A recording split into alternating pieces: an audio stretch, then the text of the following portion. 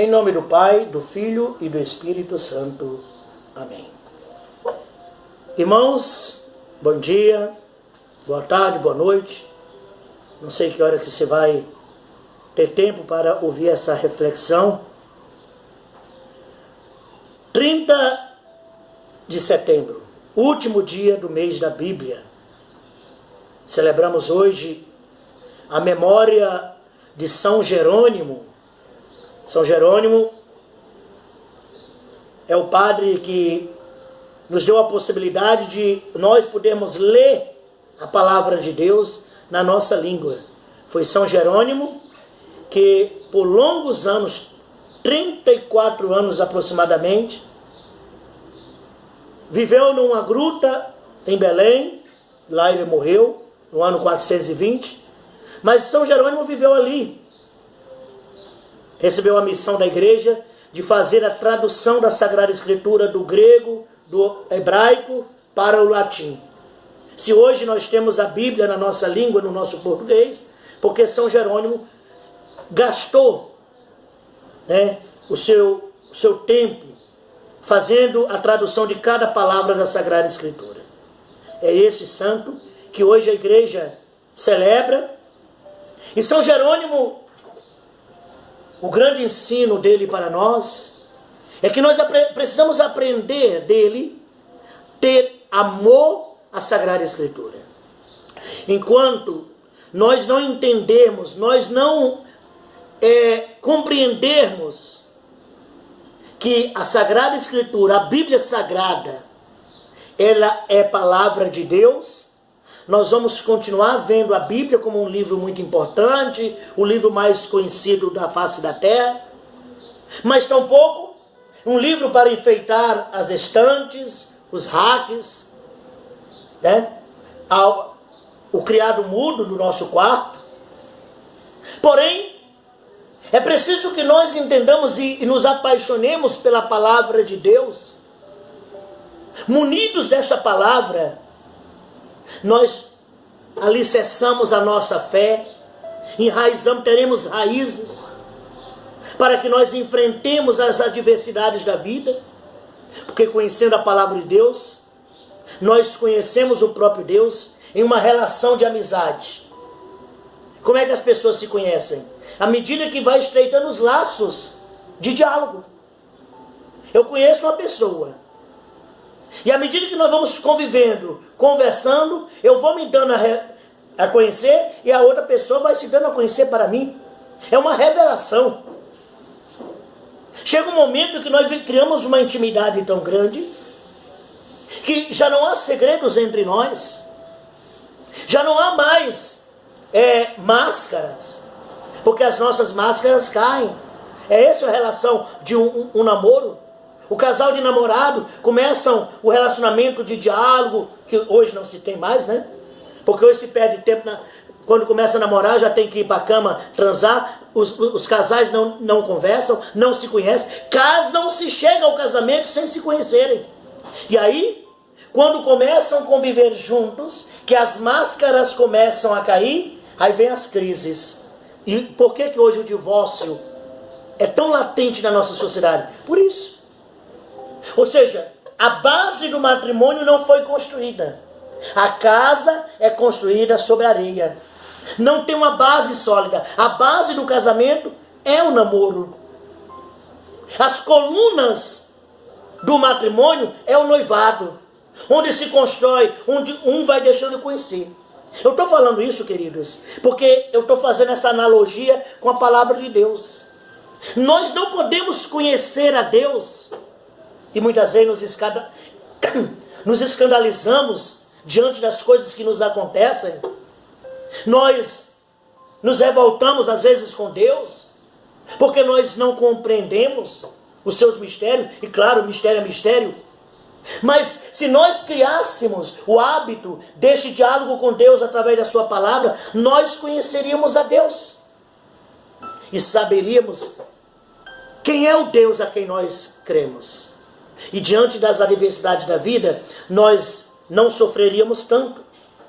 Porque saberíamos, conheceríamos que o nosso Deus é poderoso, o nosso Deus é um Deus onipotente, onisciente, onipresente. Daí porque a importância da palavra de Deus. O mês de setembro termina hoje, mas não termina colocando em nós aquele sentimento que agora eu vou engavetar a Bíblia, só ouço a palavra de Deus lá na igreja, quando eu vou à missa aos domingos. A igreja, a mãe igreja quis criar nos seus filhos durante todo este mês, esses 30 dias, o despertar, principalmente para aqueles que não tinham. Para você, talvez você não tinha o hábito do contato com a palavra de Deus, e graças a Deus, através desse instrumento que nós colocamos à sua disposição, essa pequena reflexão diária que a gente faz e leva até você, faz com que você tenha contato com a palavra e você se apaixone pela palavra de Deus. Então São Jerônimo, amados irmãos, ele é exemplo para nós de amor à palavra de Deus, porque só muito amor. Como é que uma pessoa passa 34 anos dentro de uma gruta?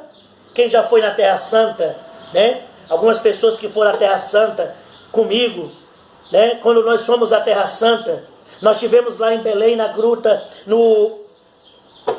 na Basílica da Natividade, onde Jesus nasceu, na gruta onde está o lugar onde Jesus nasceu, e saindo dali nós vamos para a Igreja da Natividade, e embaixo a gente desce umas escadas rústicas, e lá embaixo está a gruta onde São Jerônimo passou 34 anos fazendo a tradução da Sagrada Escritura. Meus irmãos, só muito amor. É um amor apaixonante, primeiro por Deus. E lógico, esse amor a Deus se traduz no amor à sua palavra. No amor à palavra se traduz em amor a Deus.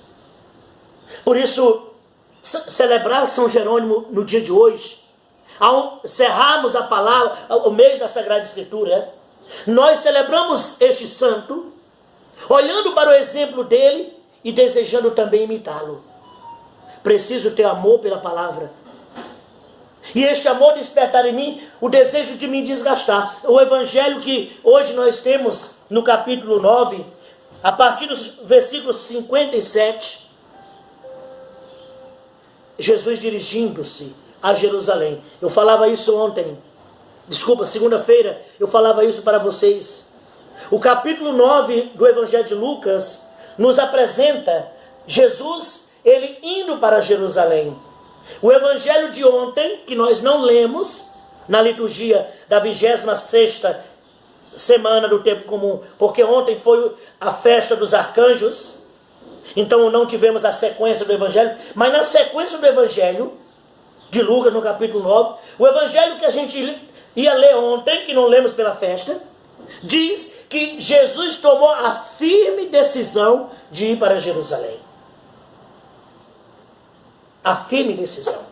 Ir para Jerusalém significa, Jesus está consciente. Primeiro, eu dizia segunda, ir para Jerusalém significa subir. Jerusalém fica a 700 metros do nível do mar. Então, para ir da Galileia para Jerusalém é um caminho longo de subida.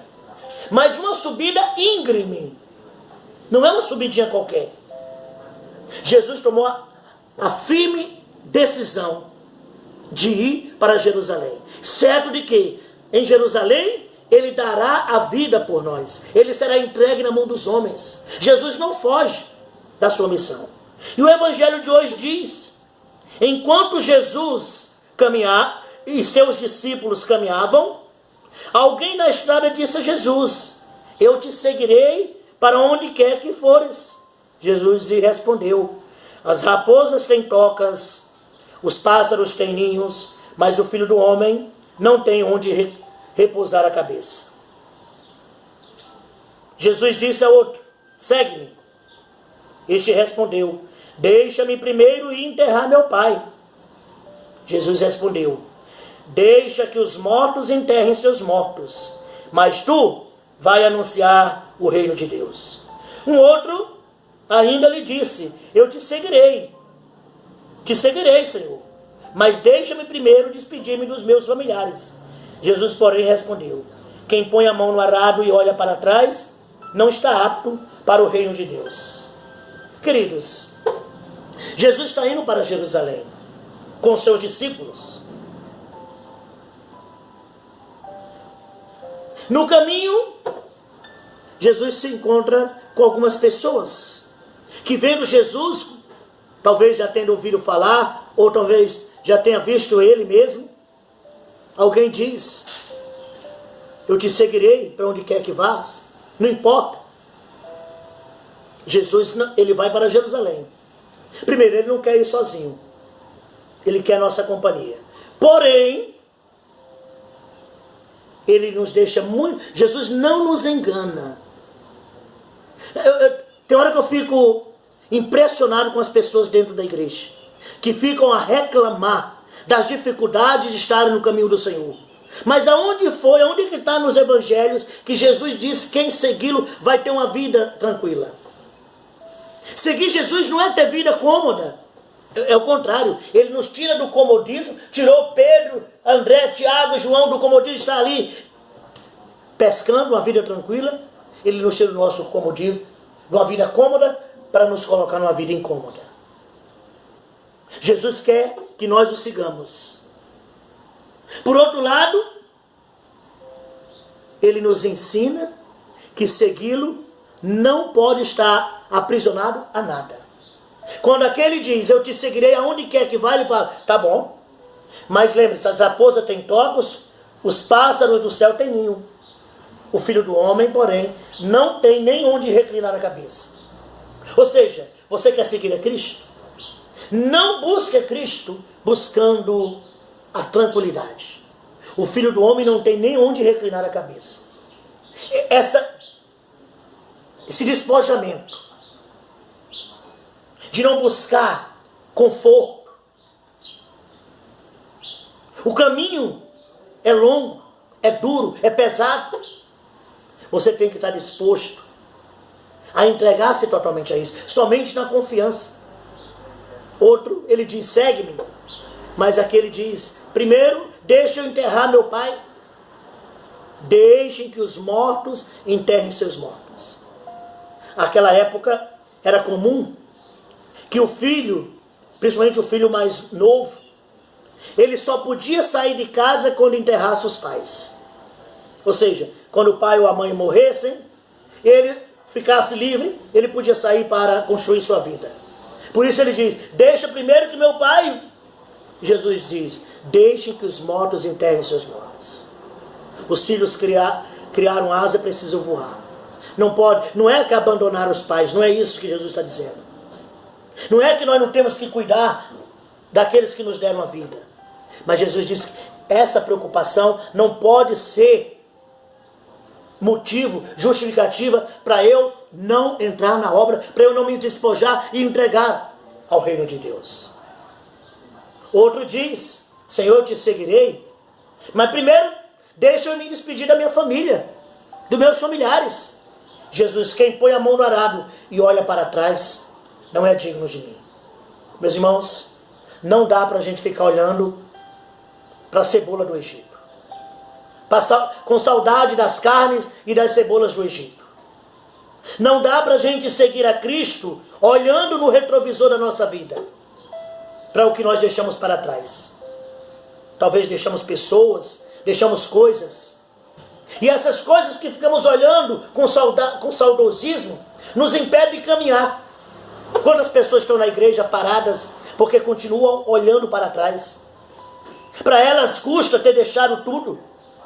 E não só custa, porque se fosse difícil, mas deixassem, o problema é que não só custa, se torna como que um obstáculo para se entregarem totalmente, para seguir a Cristo. E põe a mão no arado, na obra, mas estão olhando para trás, então não faz nada.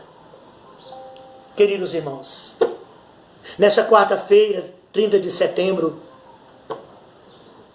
vivenciando a memória do grande São Jerônimo, diante deste evangelho que nos é dado hoje, a palavra do livro de Jó, que muitas vezes, hoje a primeira leitura de Jó, né, é uma palavra que nos coloca diante de uma realidade tão dura. Nós nos deparamos diante dos sofrimentos da vida e às vezes não temos respostas. Não temos respostas. Como é difícil. Domingo à noite,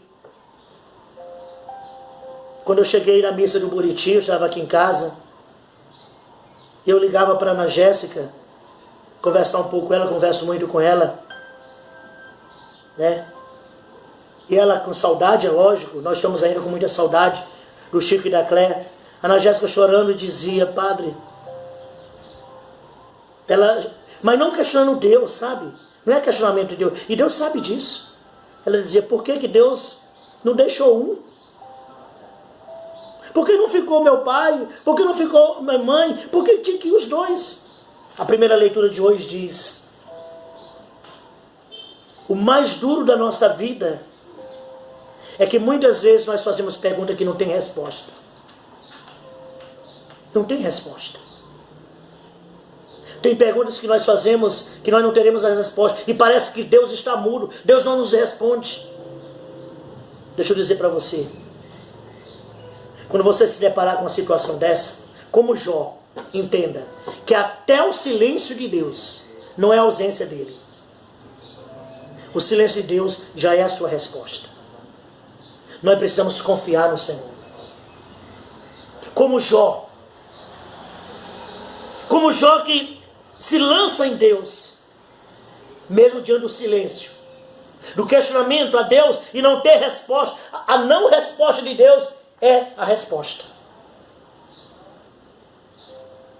Que o nosso seguimento a Cristo nos inspire a um amor apaixonante pela sua palavra, pela missão de levá-lo pelo nosso testemunho de vida. Deus te abençoe. Muita paz para você. Em nome do Pai, do Filho e do Espírito Santo. Amém.